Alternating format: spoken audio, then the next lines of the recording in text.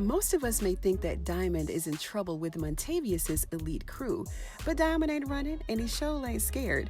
We have to bear in mind who Diamond really is, and we cannot forget this one thing that some of us may have forgotten about.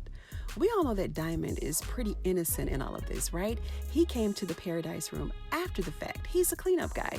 He really didn't do anything except steal a dead man's ring, which he's using for his protection. Now, back in season 1, we saw him give Mississippi this carnelian crystal to empower her. This crystal was supposed to give her the courage to stand up to Derek and all of his abuse, right? This was one clue and insight to this character and what he's all about. And this is something that I can really appreciate. As a writer and director myself, Katori Hall, the show's writer and creator, made this side of Diamond evidently known to the audience before hitting us with that seance that he performed on Mercedes in season 2. And this particular scene created a very peculiar atmosphere that took P-Valley into a slightly different direction. And y'all, I totally geek out over scenes like this, like this next one. In season 2, episode 2, we witnessed a gripping scene where Diamond energetically pulled 7 pounds of pressure from Mercedes' shoulder, right? But it looks like he may not have pulled all of it, because every time Mercedes tried to bust a move on that pole, her shoulder starts acting up. And that's only because she's the one who pulled the trigger on Montavious. Diamond and Big L are the ones who cleaned up the bloody mess, hence where his problem started.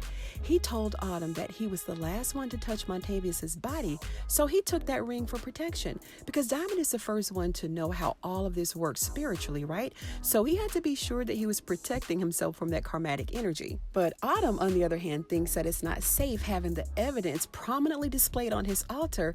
It's not a smart idea. Did y'all hear when he told Big Bone?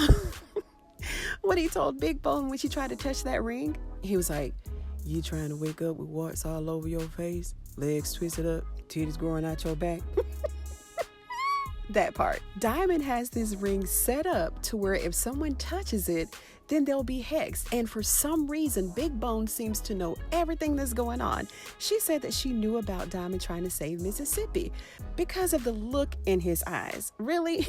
She's so full of it. She's been doing her research on Diamond, all while working as a plant and setting him up, and sent by the one and only college frat, the Delta Devoted. Well, that's what most of us think anyway.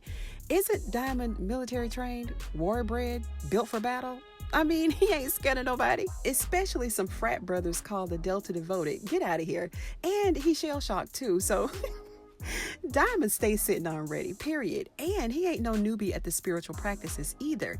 He knows what he's doing. So I think that this Delta Devoted crew may just meet their match when and if they come for Diamond. What do y'all think?